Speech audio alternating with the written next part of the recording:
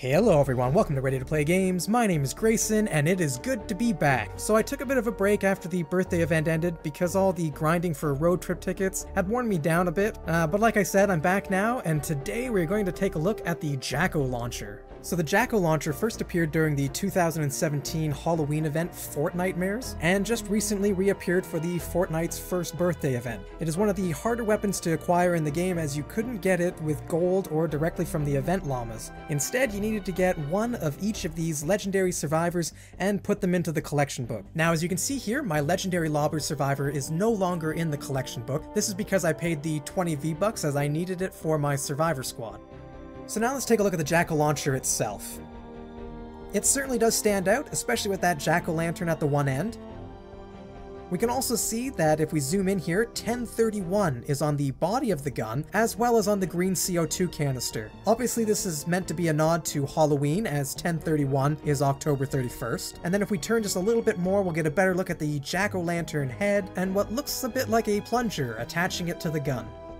So here are the Jack-O-Launcher's starting stats. So let's start with the description for this weapon, which it fires explosive pumpkins that damage and knock back groups of enemies in a moderate radius. Does not consume ammo, but has low durability. So for damage, we start at 6,418, which is actually pretty good for a launcher. The critical hit chance and damage at 10 and 50% is pretty standard, and the fire rate being 0.75 is actually pretty good as well. Now, magazine size being 1 shouldn't really come as much of a surprise. 512 for range, while good, there are a couple of launchers that will reach further. Now here's the durability, as it did mention in the description that it does have low durability. Surprisingly enough, 20 is not that bad. There are some launchers that have higher durability, but quite a few of them come in lower than this. Now the reload time on the Jacko Launcher is actually really good at 2.2. The only launcher that I could find that beats it is the Bazooka with 1.8, and then the impact is also fairly high. So overall, just from the stats, this is not a bad launcher. I am curious though as to what exactly does 20 for durability mean. So let's find out right now. Alright guys, so I've just jumped into a Plankerton mission to test out how many shots I can fire before the durability wears out on this weapon.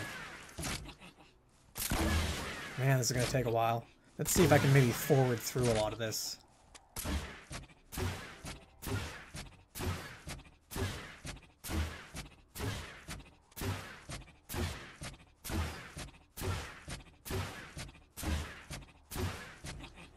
$18, $19. So in this case, looks like 20 durability means you can shoot 20 rockets before the weapon breaks. Well, now that we have that answered, let's take a look at the perks for the Jacko Launcher and the Recombobulator. So this, in my opinion, is where this weapon loses its chances of being amazing. Most weapons allow you to change the elemental type, whereas the Jacko Launcher is set at fire damage, and this means it's always going to be weak against water enemies. Next, at level 5, we have critical rating, but this can be changed to either damage or to crit damage. Then we currently have reload speed in at the level 10 slot, but seeing as we can change that to durability, that's probably what I would go for. Actually, if I have enough Re-Perk, I might do that right now. And it looks like I do, so let's do that. So next we have 15% damage. Now we have a couple of options here in reload speed or increasing impact, but for me I'm going to keep this at damage. And then we have level 20, where you would usually have the option of 30% damage to afflicted targets or something similar to that, but we currently have 90% crit damage with options of critical rating, damage, or reload speed. Now, I'm probably going to change that to damage as well, but as you can see below at level 25, this weapon causes affliction, and it's really disappointing that we can't change it to 30% damage to afflicted targets. And like I said, that's what to me is stopping this weapon from being absolutely amazing. And then lastly, I think I'm going to increase the 21% durability since I have the mats that are required. When I have enough Re-Perk, I'll probably also change the critical rating to damage as well. Now I know this may not be the perfect perks to have on this weapon, so feel free to let me know in the comments down below what you would have chose. Alright, so now that we've re-perked this weapon, let's go and level it up to level 30 so that all of the perks are then activated, and then we'll finally take it out for a test drive.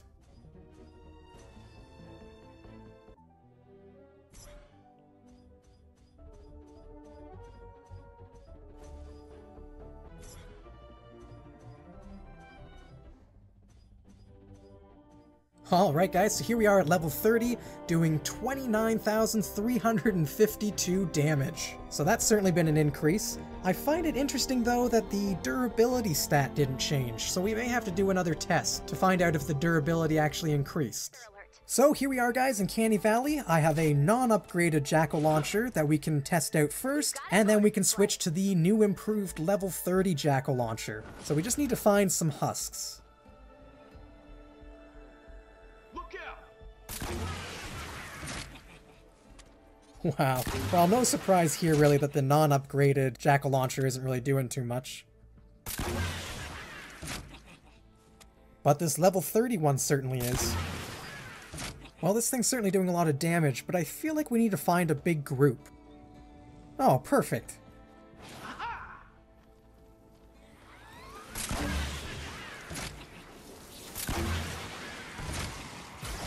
I think my favorite thing about this weapon is the sound effect that it makes. It's almost like it's laughing.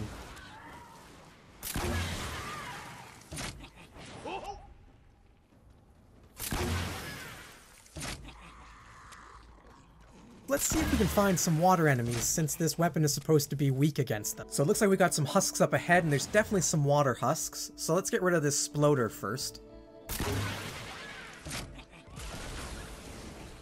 And here come the water husks. Okay, so one shot isn't enough, but two will definitely finish them off. Looks like we also have a water husky here, and he's definitely going to take more than 2 shots. Wow, he will just not go down. Okay, this last shot should finally take him out. So something like 4 to 5 shots to take out a water husky. So let's take out this lobber now, and then I'll craft another Jackal launcher and we can test out the durability of it. Alright, this looks like a good spot to test it out, so I've crafted a new Jackal launcher.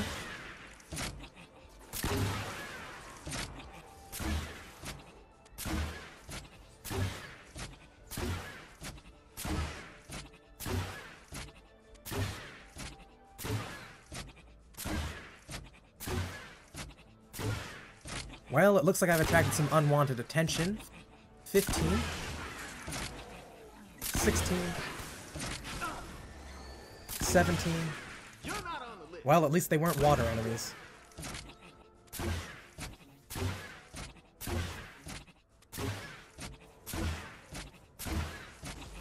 25. 26.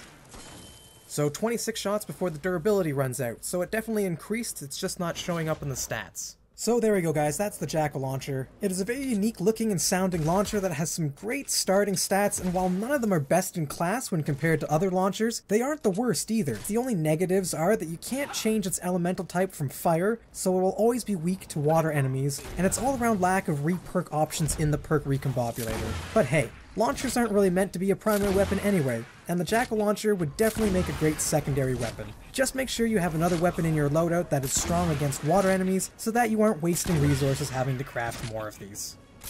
So let me know in the comments down below what you guys thought of the Jackal launcher, and feel free to share your perk loadouts that you prefer for it as well. And as always guys, thank you so much for watching. If you could hit that subscribe button, that would be fantastic. Also make sure to check out our other Fortnite content up on our channel, and we'll see you guys again very soon. Grayson out.